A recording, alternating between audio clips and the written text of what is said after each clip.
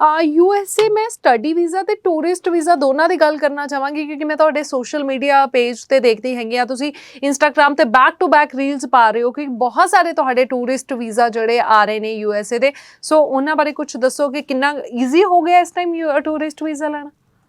देखिए यूएसए तो हमेशा से इजी था, क्योंकि यूएसए में फंड्स की मैं बात करूं या मैं बहुत ज्यादा हैवी फाइलिंग डॉक्यूमेंटेशन की बात करूं तो ऐसा कोई भी रूल नहीं है। यूएसए में एक DS-160 फॉर्म भरना है, जो कि बहुत इजीली और इजी स्टेप से आप अपने कंसल्टेंट से भरवा सकते हो सही इंफॉर्मेशन देके। वही एक यूएसए में सबसे बड़ा हर्डल होता है DS-160 फॉर्म भरना। साथ ही साथ यूएसए वीजा जरूर दे रहा है, वीजा उन्होंने ज्यादा कर दिए हैं। यूएसए में पहले जो 10 में से 3 वीजा का सक्सेस रेट आ रहा था, अब यूएसए में 10 में से 8 वीजा का सक्सेस रेट चल रहा है। आप आज भी मेरी रील देख लीजिए, मैंने अभी रील डाली है जिसमें मेरा वीजा अप्रूव होकर टूरिस्ट वीजा आया है। सो डेली आपको कोई ना कोई ऐसी रील्स मिलेंगी। मैं पहले भी 4 इवन आपको वीजास दिखा चुका हूं, 2 वीजा दिखा चुका हूं इकट्ठे जो हमारे अप्रूव होकर आ रहे हैं। इंस्टाग्राम, यूट्यूब, चाहे आप फेसबुक देख लीजिए, मेरे से पर्सनली मिलना चाहते हैं, लगे हुए वीजा ऑफिस में आकर देख लीजिए, डेली बेसिस पे वीजा अप्रूव हो रहे हैं। और ये सिर्फ मैं स्टूडेंट वीजा और टूरिस्ट वीजा की बात कर रहा हूं, इसमें H1 वीजा है, वो भी आपने देखना चाहते हैं आप वो भी देख सकते हैं। मेरे पास हर टाइप का वीजा आपको देखने में मिलेगा, चाहे वो F2 कैटेगरी का वीजा हो वो भी आप देख सकते हैं मेरे पास। मतलब हर टाइप के वीजाज में स्विफ्ट मूव इमिग्रेशन डील कर रहा है। और जहां तक बात रही अपॉइंटमेंट्स की, आजकल मार्केट में बहुत नेगेटिविटी के अपॉइंटमेंट्स नहीं मिलती। चाहे मैं टूरिस्ट वीजा की बात करूं, चाहे मैं स्टूडेंट वीजा की बात करूं, चाहे मैं H1 की बात करूं, वो सारा कुछ जो भी बच्चा इस बात को देखना चाह रहा है कि हाँ स्विफ्ट मूव इमिग्रेशन सबको अपॉइंटमेंट लेकर दे रहा है, तो मई 2024 में मैंने अपने बच्चों को अपॉइंटमेंट लेकर दी है स्टूडेंट वीजा की, जिनके इंटेक जुलाई से और अगस्त से शुरू हो रहे थे। तो अगर आप प्रायोरिटी बेसिस पे अपॉइंटमेंट भी लेना चाह रहे हैं तब भी आप स्विफ्ट मूव इमिग्रेशन में विजिट कर सकते हैं। साथ ही साथ आपने जो बात की थी कि टूरिस्ट वीजा बहुत ज्यादा लग रहे हैं, इतने लग क्यों रहे हैं? बेसिकली टूरिस्ट वीजा का सक्सेस रेट सेम है, सिर्फ अब हम प्रमोट करने लग गए हैं, इसलिए मार्केट में है कि ज्यादा लग रहे हैं। पहले इतने प्रमोट नहीं हो रहे थे क्योंकि कनाडा ज्यादा प्रमोट हो रहा था। अब कनाडा थोड़ा सा स्लो हो गया, तो यूएसए टूरिस्ट वीजा या यूएसए स्टडी वीजा ज्यादा प्रमोट हो रहा है। इस कारण आपको देखने को आजकल ज्यादा यूएसए के वीजास मिल रहे हैं। बट हम शुरू से यूएसए प्रमोट करते हैं, पहले भी हम यूएसए प्रमोट करते थे और आने वाले सालों में भी यूएसए प्रमोट करते रहेंगे, जिससे आपको हमारे पास study visa, tourist visa, spouse visa, fiance visa, चारों वीजा आप यूएसए में देख सकते हैं। और इन वीजास की कैटेगरी रहेगी F1 visa, F2 visa, B1, B2 visa, H1 visa. किसी भी टाइप का वीजा आप लगवाना चाह रहे हैं, इसकी इंफॉर्मेशन लेना चाह रहे हैं, स्विफ्ट मूव इमिग्रेशन में एक बार विजिट करो, पर्सनली आ जाइए ऑफिस में, मुझसे मिल लीजिए, आपको पूरी इंफॉर्मेशन दे दी जाएगी। जी बिल्कुल जी। सो टूरिस्ट वीजा ਜਿਹੜੇ ਵੀ ਜਾਣਾ ਚਾਹੁੰਦੇ ਨੇ, ਤੁਸੀਂ ਸਵਿਫਟ ਮੂਵ ਦੇ ਨਾਲ ਕੰਟੈਕਟ ਕਰ ਸਕਦੇ ਹੋ। ਨੰਬਰ ਲਗਾਤਾਰ ਟੀਵੀ ਸਕਰੀਨ ਤੇ ਫਲੈਸ਼ ਹੋ ਰਹੇ ਨੇ। ਬਾਕੀ ਤੁਸੀਂ ਇਹਨਾਂ ਦੇ ਸੋਸ਼ਲ मीडिया पेजेस ਤੇ ਜਿਵੇਂ ਮੈਂ ਪਹਿਲਾਂ ਵੀ ਕਿਹਾ ਕਿ ਲੱਗੇ ਹੋਏ ਵੀਜ਼ਾਸ ਵੀ ਦੇਖ ਸਕਦੇ ਹੋ। ਅੱਛਾ, ਜਿਵੇਂ ਟੂਰਿਸਟ ਵੀਜ਼ਾ ਤੇ ਮੈਂ ਜਾਣਨਾ ਚਾਹਾਂਗੀ ਕਿਉਂਕਿ ਹਰ ਕੋਈ ਕਨਫਿਊਜ਼ ਹੈ, ਜਾ ਕੌਣ ਸਕਦਾ?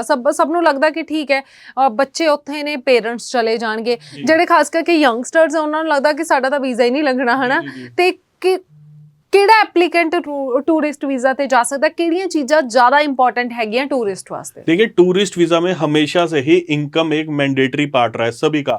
मैं चाहे यूएसए की बात करूं, मैं चाहे कनाडा की बात करूं, कनाडा में अगर कोई बच्चा है 18 साल से ऊपर का, वो रिटर्न नहीं भर रहा, उसका वीजा नहीं लगेगा, डेफिनेट है, वीजा नहीं लगेगा उसका।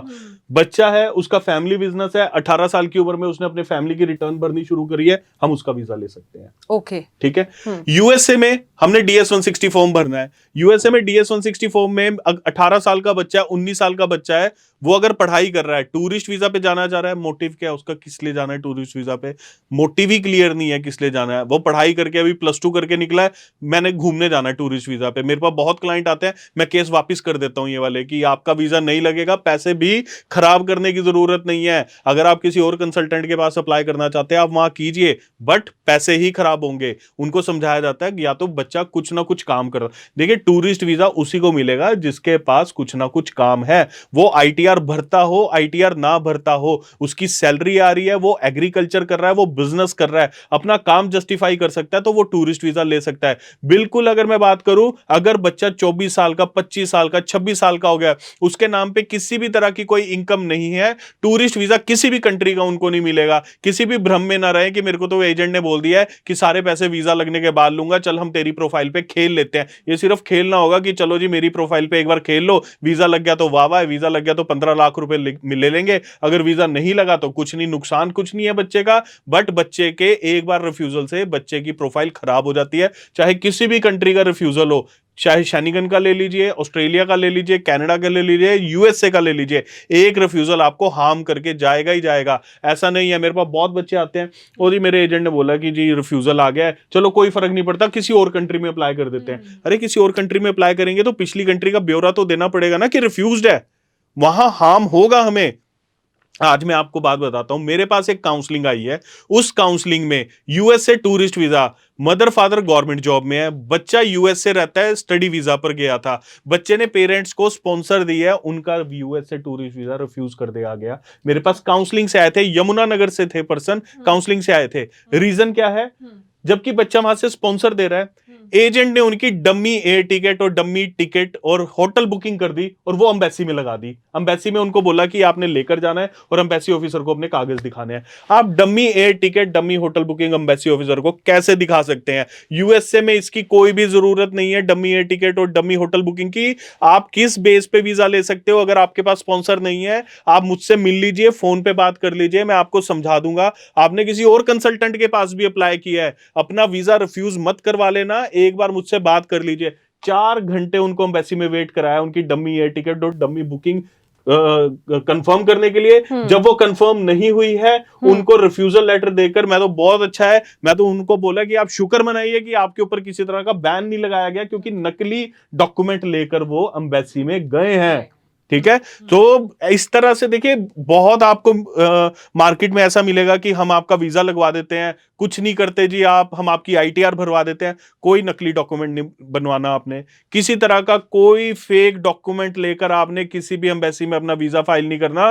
क्योंकि आज आप अगर 18-19 साल के हैं, आज आप 20 साल के हैं, कल को अगर 30 साल की उम्र में आपको बाहर जाना हुआ तो वो रिकॉर्ड एम्बेसी के पास रहेगा।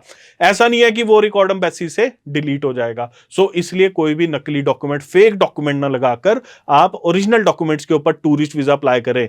1 साल का वेट करना पड़े, वेट कीजिए, 2 साल वेट कीजिए, पर सिर्फ वीजा लीजिए, किसी फेक डॉक्यूमेंट के बेस पर वीजा मत लीजिएगा।